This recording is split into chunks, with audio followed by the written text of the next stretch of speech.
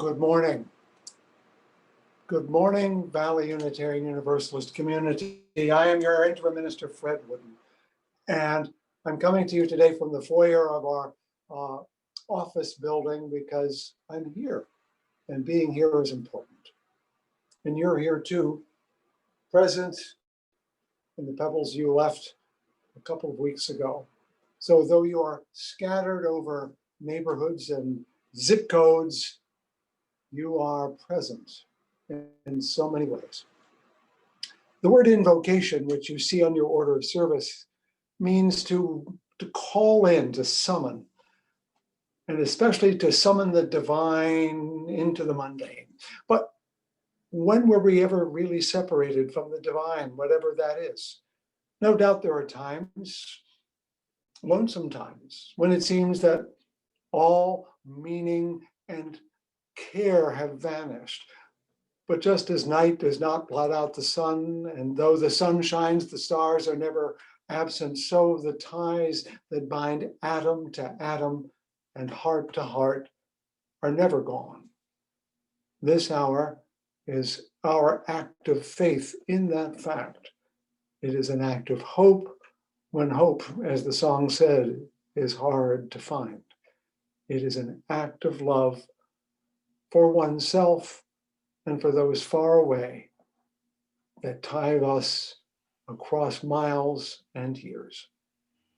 I'd like now to invite my wonderful colleague in ministry, Marcy Bodwin, to share some announcements and to lead us in a time for all ages. Welcome. Thank you, Reverend Wooden.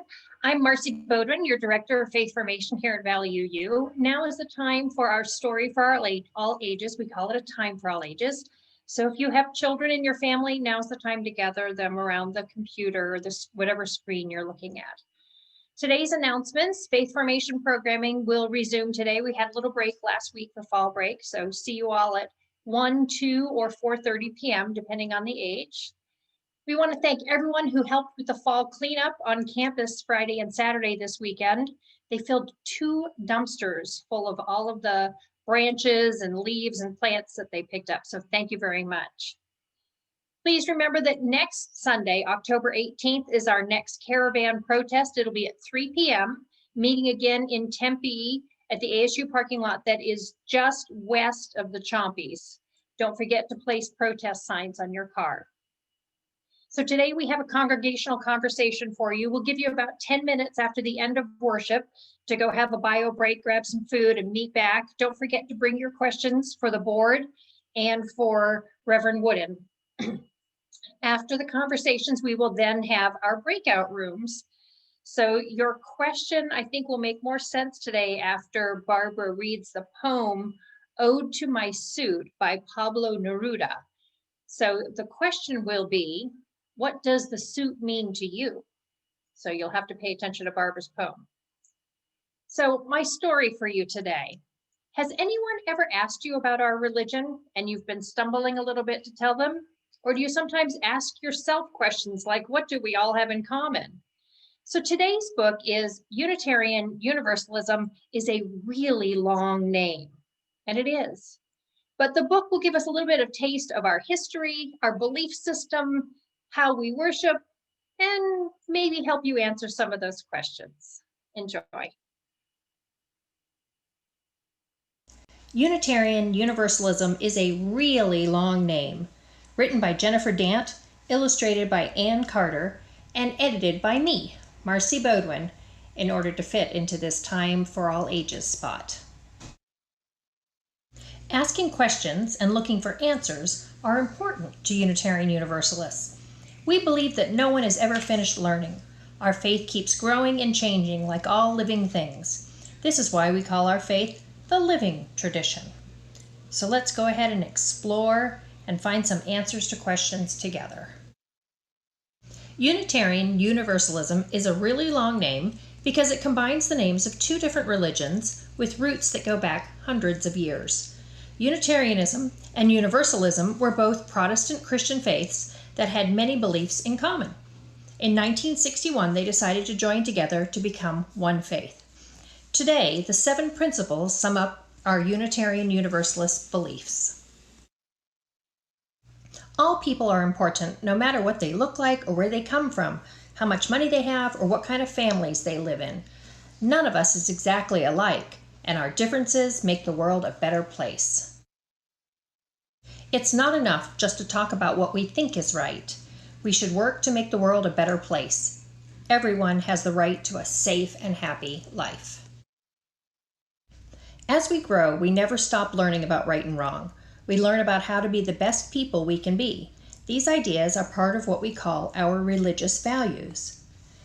Unitarian Universalists learn from the wise teachers of many religions and from Unitarians and Universalists who came before us. We also learn from teachers today. New lessons and ideas are all around us. As we grow up and explore all of these, we find our own truths. How do we worship? Unitarian Universalists gather in congregations to share, to celebrate, to give thanks, and to work for a better world. In our congregation, we hear words and music from many different religions. We also read the words of modern poets and writers. We have a time to light our chalice, the symbol of Unitarian Universalism, and often recite our covenant together. Who leads us? In Unitarian Universalist congregations, we plan together and vote on important decisions. Choosing a minister is one of those important decisions. This is known as the democratic process, our fifth principle. Do we follow a holy book? Unitarian Universalists read and learn from many sacred texts and stories, including the Torah, the Christian Bible, and the Quran. The Flaming Chalice is the symbol of Unitarian Universalism in the U.S. and Canada. It was first used as a secret symbol during World War II by the Unitarian Service Committee to help people escape punishment for their religious and political beliefs. Over time, the Flaming Chalice became a symbol of hope and healing and a way to remember that we all need to help one another. The flame reminds us of the spark inside all of us. Do we pray? Many Unitarian Universalists do pray. Prayer can be a way to help someone listen to their own thoughts or help someone communicate with a higher power. Praying regularly is one type of a spiritual practice. Spiritual practice helps us feel the spirit of love and see what is mysterious and wonderful about the world around us. A daily spiritual practice can help us find a quiet place inside. What is Sunday school? Well, we call it faith formation, and we have programs for children, youth, and adults. Programs for the kids rotate around the themes of Unitarian Universalism, Judeo-Christian teachings, and world religions. These classes are offered on Sundays. Adult programs are offered Sunday mornings and all through the week. How do we celebrate? When a baby joins a family, we have a dedication ceremony, and everyone welcomes the baby and promises to help them become a part of the community. We have services for the rites of passage, such as coming of age, weddings, and memorials. We may also have special services such as flour, pebble, or cornbread communions. Many Unitarian Universalists celebrate Christmas as a way to remind us that every birth is holy, Yom Kippur to reflect on repentance and forgiveness, and the seasonal festivals of the Wheel of the Year. The living tradition of our Unitarian Universalist faith began a long time ago and keeps on growing today. Being a Unitarian Universalist means believing that each of us is responsible for living a good life, respecting others, and caring for our world.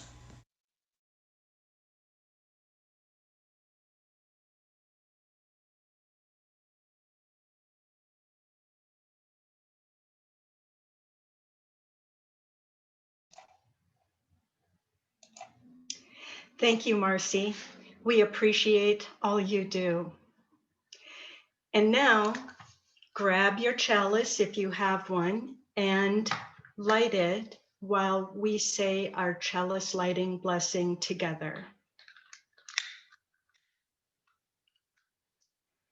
We kindle this flame, symbol of our faith, for the light of truth, the warmth of community, and the fire of love, which calls us to work for justice.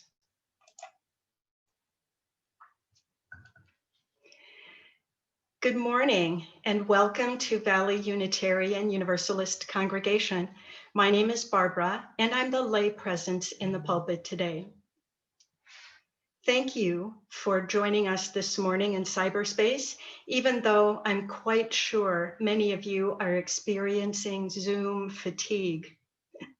We create this space to be together in spirit, and we're grateful you've chosen to spend your Sunday morning with our spiritual community.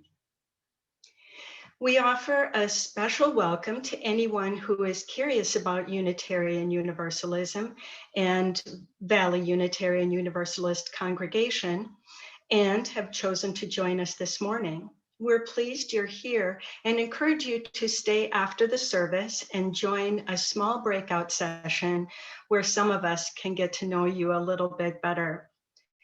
Please also consider sending us an email, letting us know of your interest in our community so that we can connect with you.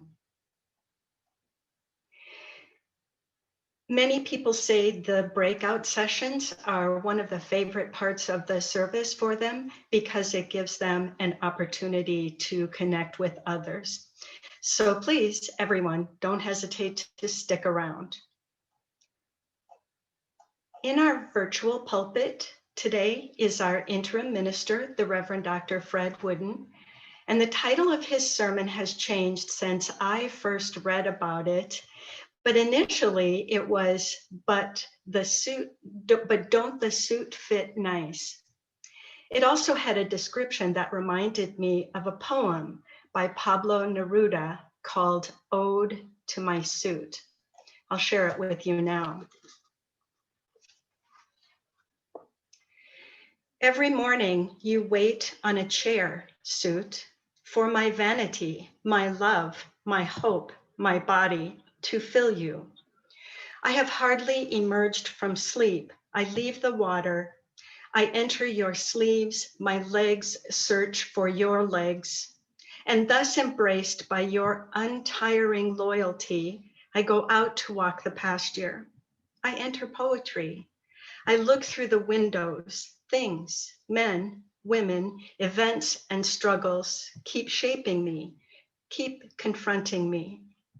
Making my hands work, opening my eyes, wearing out my mouth. And thus, suit, I also keep shaping you, pushing out your elbows, tearing your threads, and thus your life grows in the image of my life. You flap and rustle in the wind as if you were my soul. You cling to my bones, empty at night, darkness and dream people with their phantoms, your wings and mine. I ask whether someday a bullet from the enemy will stain you with my blood, and then you will die with me. Or perhaps it may not be so dramatic, but simple, and you will gradually get sick, suit, with me. You will grow old with me, with my body, and together we will enter the earth. That's why every day I greet you with reverence, and then you embrace me and I forget you, because we are one. And we will go on facing the wind at night, the streets or the struggle, one body. Perhaps motionless someday. So what are we to think of the suit? Initially, I thought of it as just an actual suit of clothes for one's body. But now I'm thinking of the suit differently, as one's ideology, or perhaps one's faith, or one's political beliefs. The way the suit is defined changes everything. I wear many suits every day, and the poem is relevant to each of them. I'm also now thinking that at any time, I can switch it up. I can change my suit and define myself differently. But that entails awareness and even courage. So what about you? What are your thoughts about the meaning of the suit? What suit or suits do you put on every day? Blessed be. And now, Noelle Hyman, today's music associate, will lead us in singing. Thank you, Barbara. I'm Noelle Hyman, acting as your music associate today as our music director, Katie Seifert, is preparing to have her baby. But Katie will be here in video for most of our hymns today. We'll begin with our opening hymn, though, with a video by the Oakland Chancel Choir. Please sing along for Come, Come, Whoever You Are.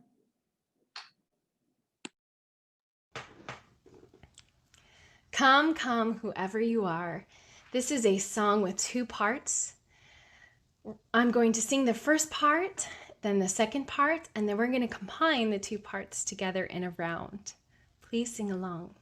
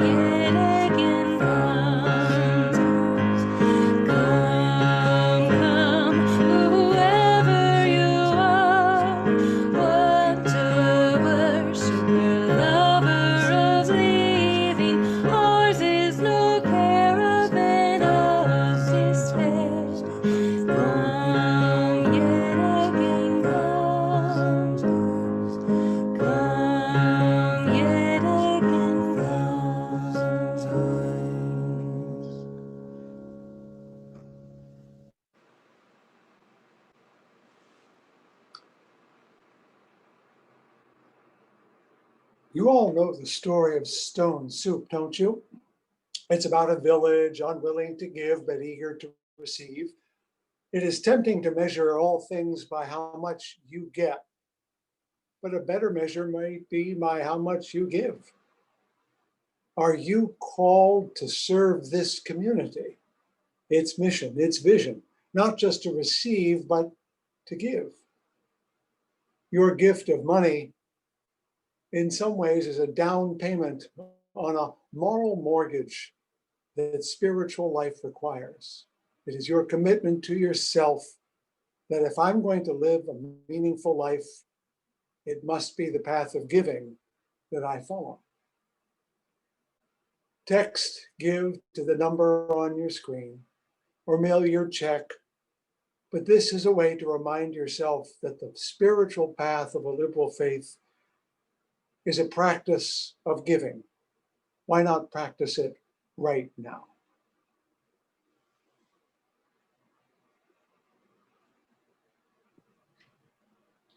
For our meditation music, we'll be singing some of the words used in a form of Tibetan Buddhist meditation called metta meditation.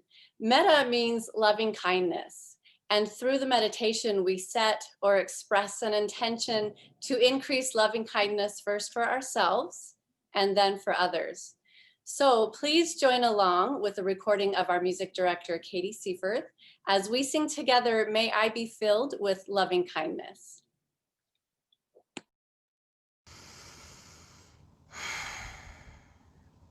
Please join me in this prayer, this song, singing filled with loving kindness.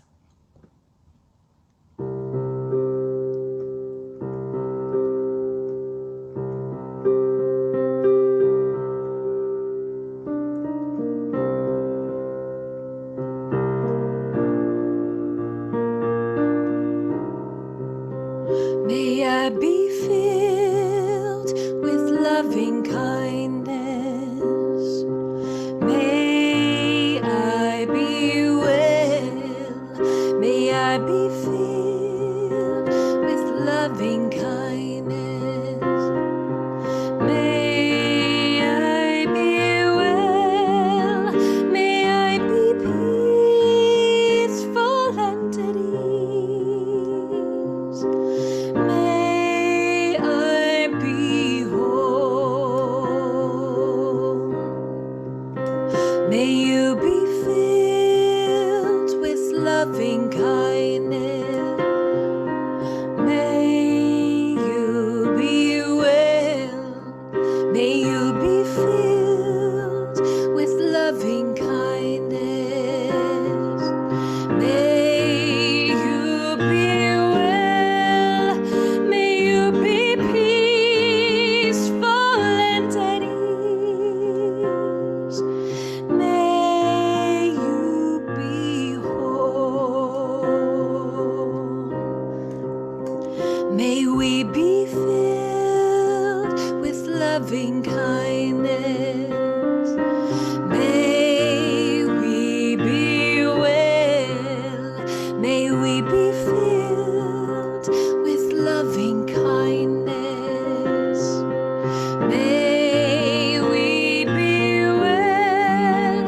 May we be peaceful and at ease. May we be whole. May all be filled with loving kindness.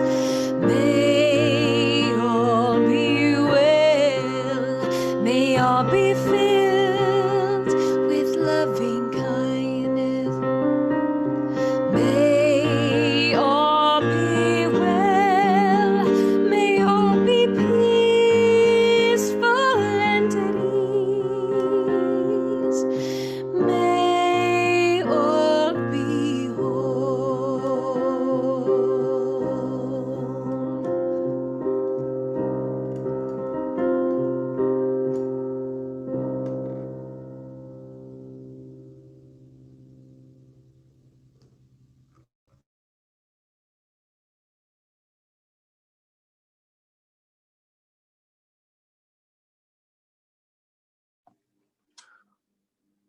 Prayer. Even though the book says a lot of us do it, I don't think many of us use that language, at least in public. It's so associated with other things. But maybe we need to reframe the whole word in another context. It was just about this time last year that I was in Selma, Alabama on my own to walk the same path that Dr. King and John Lewis and hundreds of others did as they tried to demonstrate against police brutality and for voter registration back in 1965. I stood there on the bridge the first day I was there, having relearned all the stories beforehand and learning more at the museum. And there was one story about one person who came when Dr. King asked. That was Rabbi Yehoshua Avraham Heschel, famous scholar, famous rabbi, who joined with Dr. King and others, Christians, Unitarians, other Jews, and others of different faiths, crossing their arms as they walked across the bridge finally after so many days of resistance and violence. And Rabbi Heschel made a comment. He said, "Look, I'm praying with my legs." I think if we begin to think of everything we do as having prayerful outcomes, or at least that possibility, we can take that word and own it more. Make it your commitment to put your limbs to prayerful use this week. Yesterday, some of us worked in the grounds around the church buildings, and we were praying with our arms and our legs. And I don't know if you can see it, but I got wounded several times by all the branches. If you spill a little blood for your church, you're not doing a bad thing. Was it a prayer in that official sense? Probably not. But it felt like it was a commitment made to making the place I work for, the community I serve, better. And that is a prayer. So imagine the ways in which your hands, your legs, your words can express the deep faith you have in your mind and heart. They used to say of Unitarian Universalists that we are people of deeds, not creeds. And I think that's true in our prayers as well. Back in Selma, I started that day, and 3 days later, I stood in front of the State House steps where Dr. King and thousands had gathered to present their demands to be allowed to register to vote. I had a prayer in mind when I left. You may ask me what it is, but it's personal. So write me or call me and I'll tell you what it was. Because prayer also belongs to you as well as the world. With those in mind and those thoughts, imagine where your legs and arms and hands can take you this week, and allow the special music to point the way. Noel? Thank you. For our special music number, we have an amazing piece performed by a professional musician and vocalist for the UUA, Melanie Damore. Melanie is a vocal activist whose 30-year career has been dedicated to teaching, lecturing, mentoring, conducting, directing, and inspiring children and adults about the power of song as social and political change. I'll let Melanie Damore tell you about the music, Shine on Me.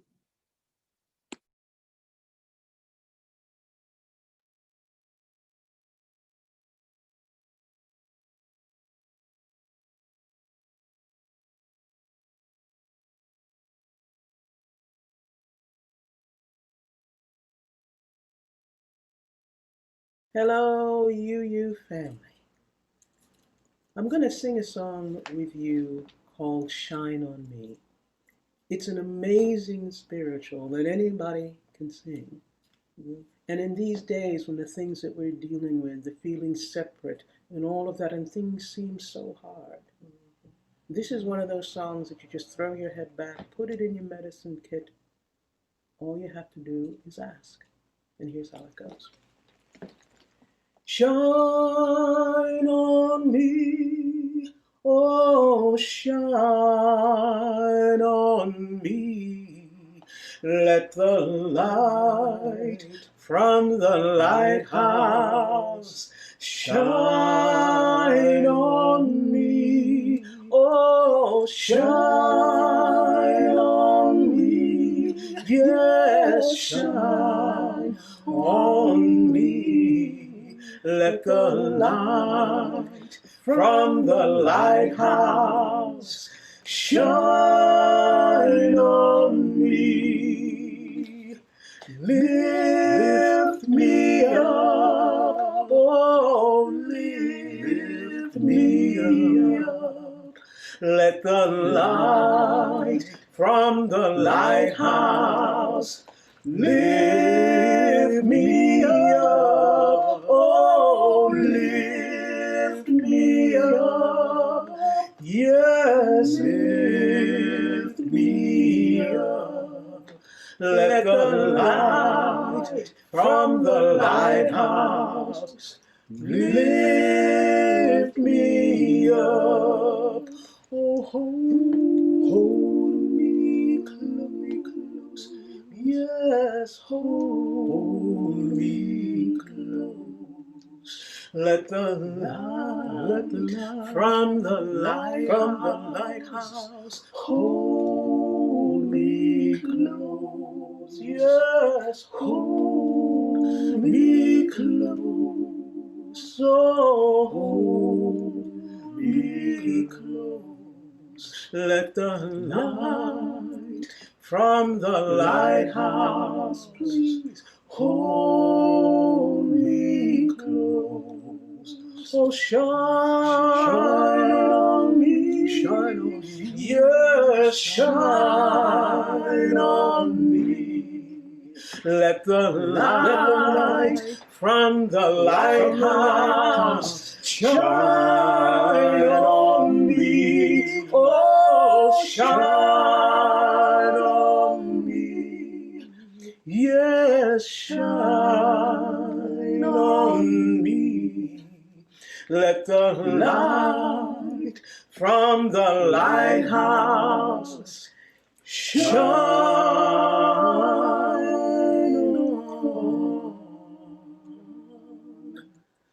me.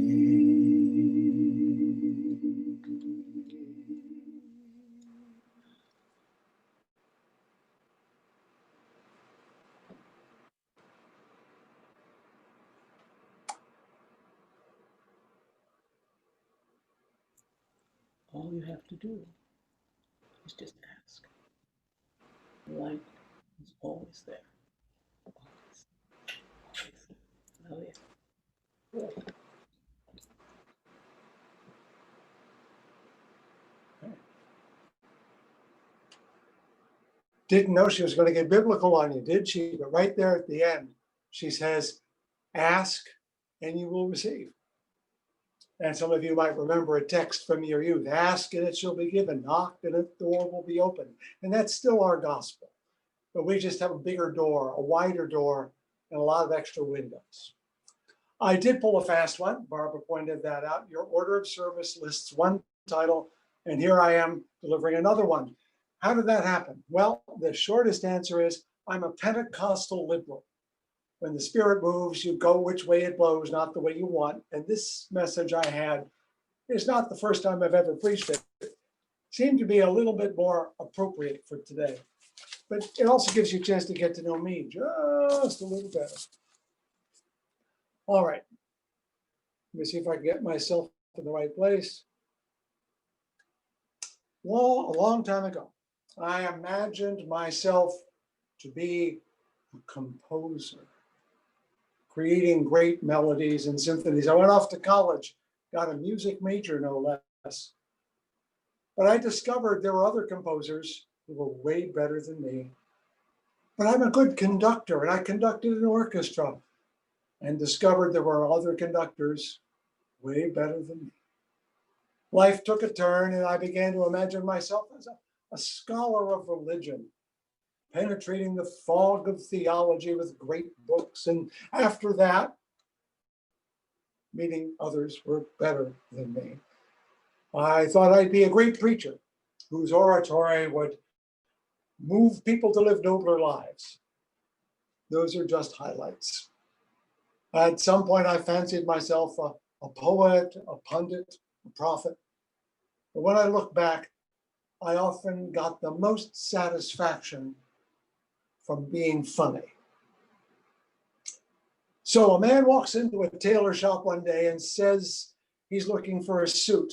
The salesperson pounces. Here, I have the perfect suit for you. And he thrusts a hanger into his hand.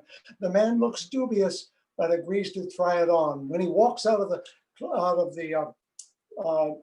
changing room, he stands in front of the mirror and he looks preposterous. And he's furious with the salesman. Look at this jacket, he says. It's too big, it's too long, it won't stay on my shoulders. Well, sir, says the salesman, you just put your chin over here and the lapel will fit just fine. Look at the drape, it's marvelous, marvelous.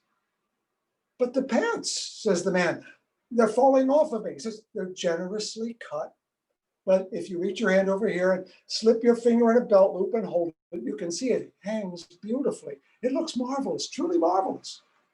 And the customer had to admit, the cloth was fine. And as long as he did this and this, it looked great.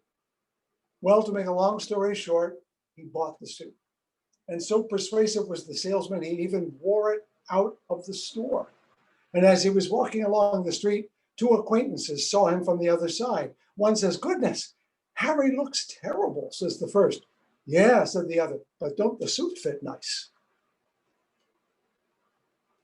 While my own ambitions have diminished over the years, my ambitions for liberal religion have only grown.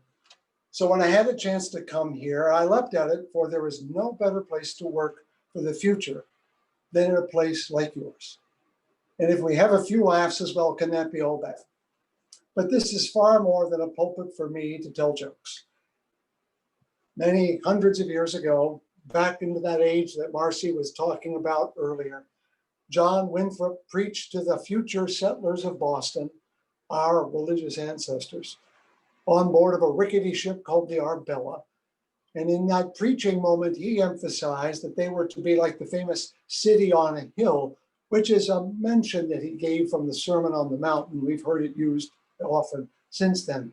And he mentioned that image because he said, you're going to be judged by everyone watching you. Well, that meant that their deeds were more important than their creeds, that people would watch their actions. And I think that's the way it is here. You are a city on a little hill, although it's very flat here, but you stand out. And how you live will be your beacon far more than anything I tell you as a preacher. And it all starts with that joke that I just told. There's a lot of religion out there that says essentially, no matter what size you are, we only have one size suit, and you have to find your way to put it on and hold it on. It might be too big, it might be too small, the jacket might not work at all, but we have one religion. It comes in this size, it comes in this shape, and you've got to make it work. The result, in my estimation, is that there are a lot of people out there hobbling around falsely while admiring how great they look in the mirror. Rick Warren and Joel Osteen, just to name two, got rich and famous for telling people exactly that. You want to have a beautiful and meaningful life, just do this, whether it fits you or not. Now, their books are very promising. One was The Purpose-Driven Life. The other was Your Best Life Now. But when I read them, they all come down to, buy my suit, it comes in this size, and it will be perfect for you.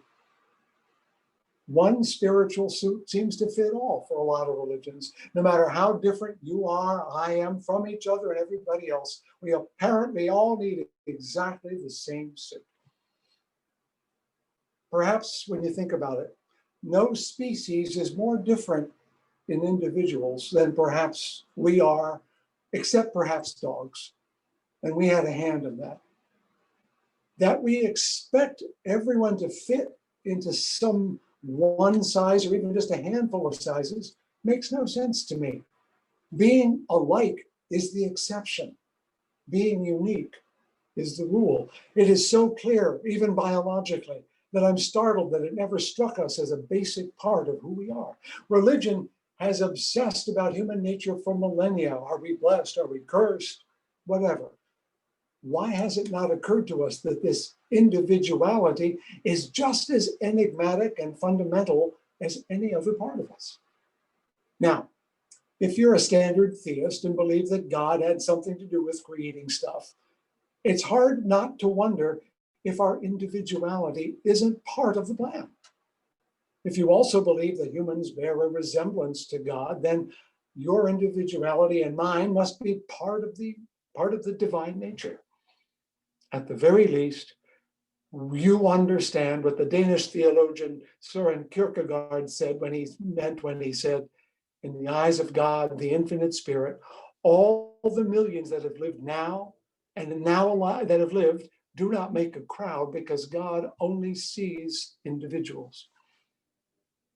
For non-theists, and that's a lot of us, the diversity of the human race must be one favored by natural selection. Our size, shape, color, disposition, hair, eyes, everything must be advantageous and useful, or we would not be so different.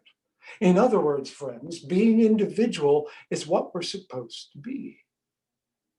But somehow conventional religion keeps saying everyone should be one size. and insist that we all have to conform to it, not the other way around. Shouldn't it be the other way around? Yes. Religion should be, as they say in the tailor trade, bespoke, customized. And that's what liberal religions like ours are about. Helping you frame a religion that fits you as much as you fit it. Our intense belief in spiritual freedom emerges from an even prior belief in what I would say we would call the sanctity of the individual. Now, I just used a phrase, sanctity of the individual, and that's important. And it deserves a little bit of attention. Sanctity means sacred. It means something of ultimate value, and thus to be defended, even essential. Now, since we're so scrupulous about avoiding anything that smacks of dogma, how can we say even the phrase sanctity of the individual? And in these libertarian political times, isn't it a little dangerous? Follow me. Any one of us would defend our personal lives if they felt threatened, right? As our personal individual lives are certainly sacred to you and me. We would take drastic action to preserve our existence. We would also do the same for those who were related to us, perhaps even to people we knew around us. Liberal religion takes that simple fact that we instinctively protect our personal lives to be proof of the inherent value of our individuality. Not merely you as an individual, but your individuality. Consider the word itself, individual, which means smaller than which cannot be. There's no humanity smaller than we are as people. Our arms, however cut up, cannot have life by themselves. Remember, Paul in his famous letter to the church in Corinth talked about, can the eye say it's better than the ear, etc. All of our parts only become united when they form a unit, a person, exactly the size and shape that you are and I am. The only form of humanity that exists biologically is the individual. And yet we still need each other to be that individual, and that's part of the paradox. So this sanctity of the individual means there's nothing other than that is more human than we. Individuality, though, only comes into existence to the extent that we share it with others. How many of you were born without a mother? I mean, biologically just appeared? Clearly not. Other human beings had to make you, and other beings had to shape you. I've yet to meet a person who figured out how to speak without someone talking to them.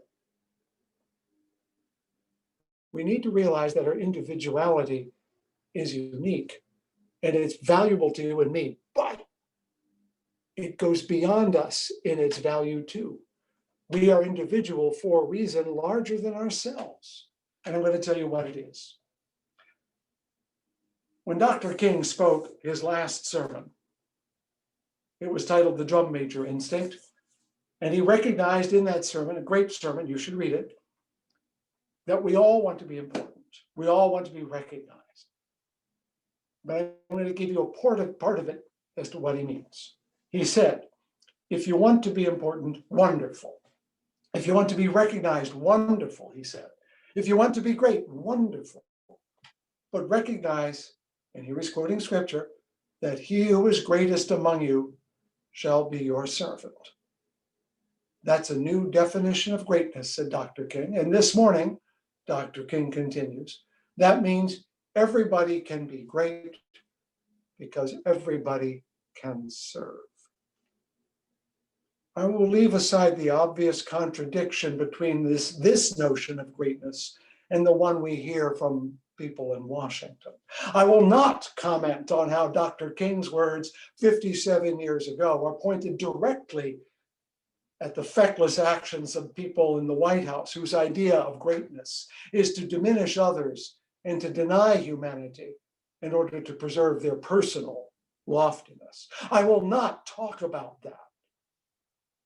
Yeah, that was a joke. But what is racism, to be serious? and every other oppression than the denial of individuality and value because someone is different from you in appearance or age or gender and so much more. No, I will not talk about that this morning. I'll let you talk about that.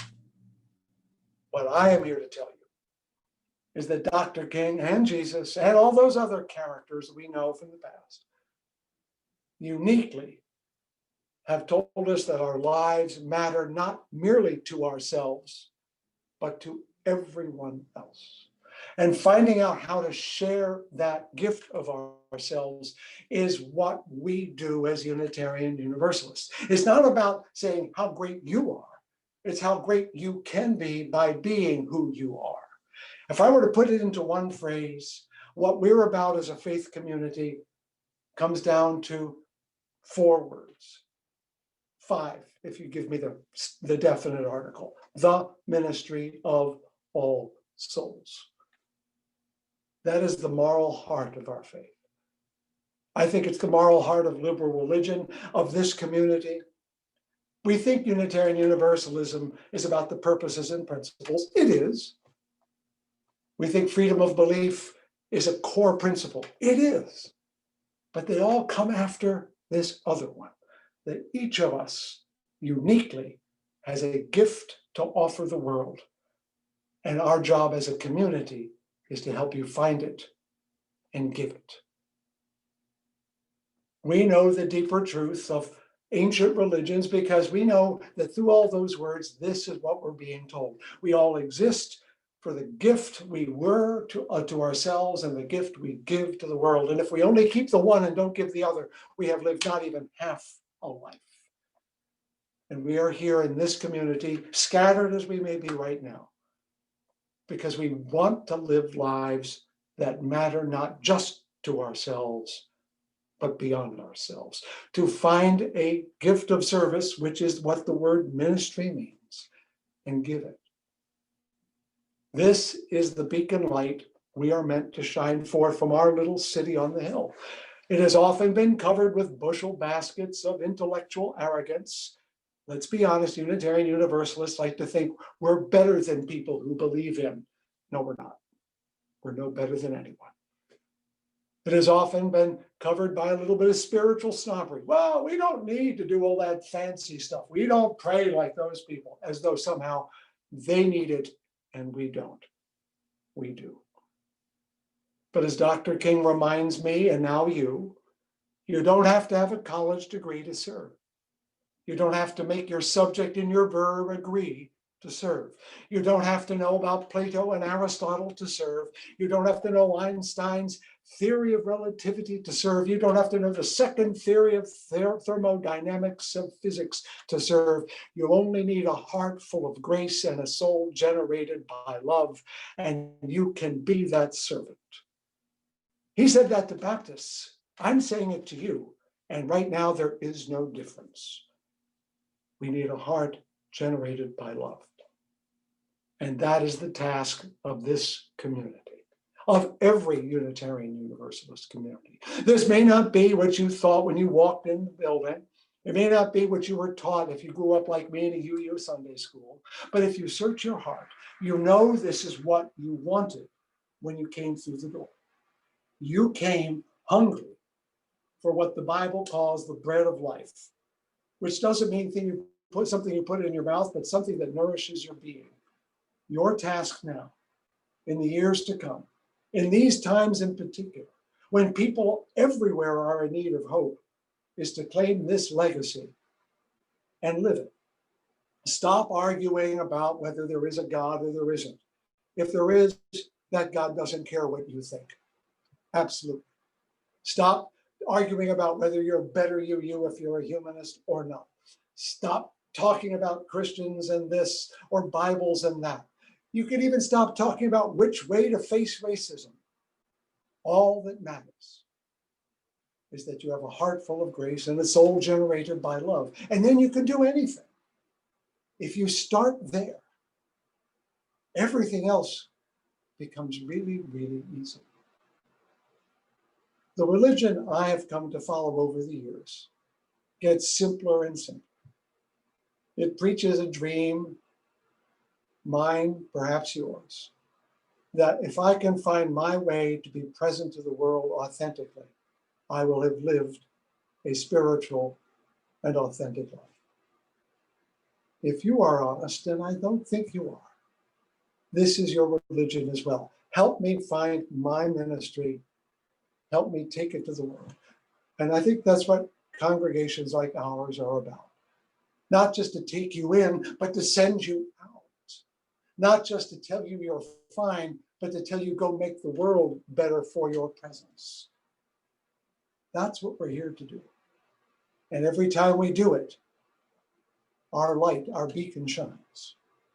So the question you have from this day forward, beyond anything I can do for you, beyond your next clergy person, beyond anything else, is whether this is the faith that you wish to practice with your whole heart, and whether you have the courage and the nerve to live it today, tomorrow, and the next. With that hope for you, and with my love for this faith that we all share, I say, amen.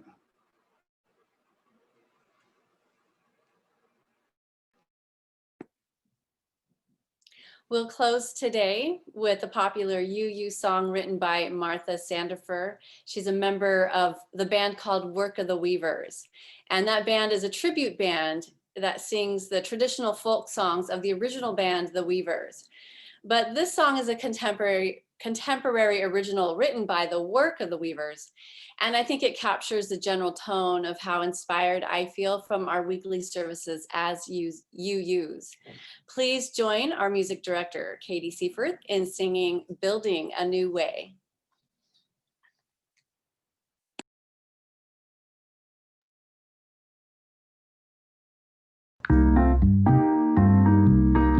We are building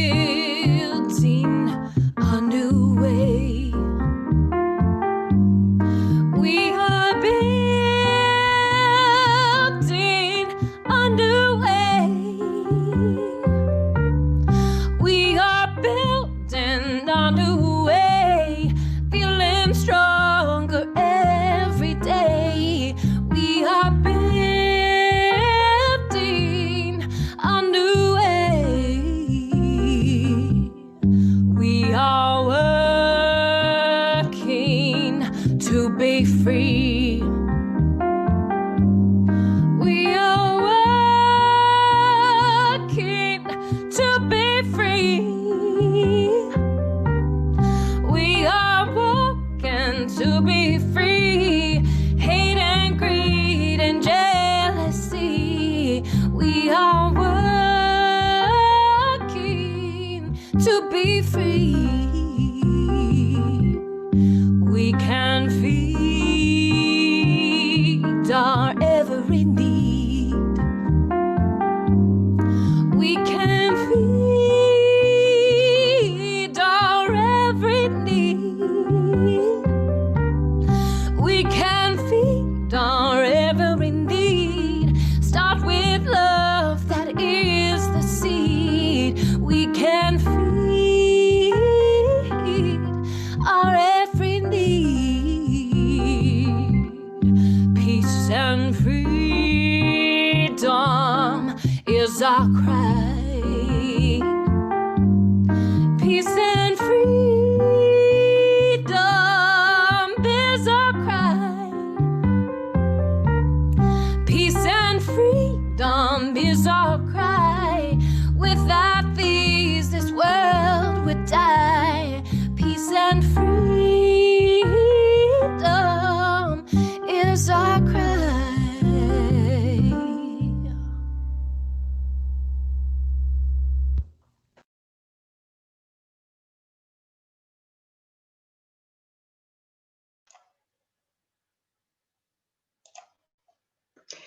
As a reminder, there will be a 10-minute break, and then we'll return to our congregational conversation, followed by the breakout sessions.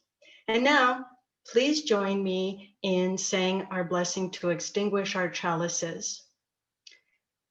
Though we extinguish the chalice, Our connection to each other and this community remains. May its light guide us this week as we walk the path of justice, speak words of love, and fill our world with compassion until we meet again.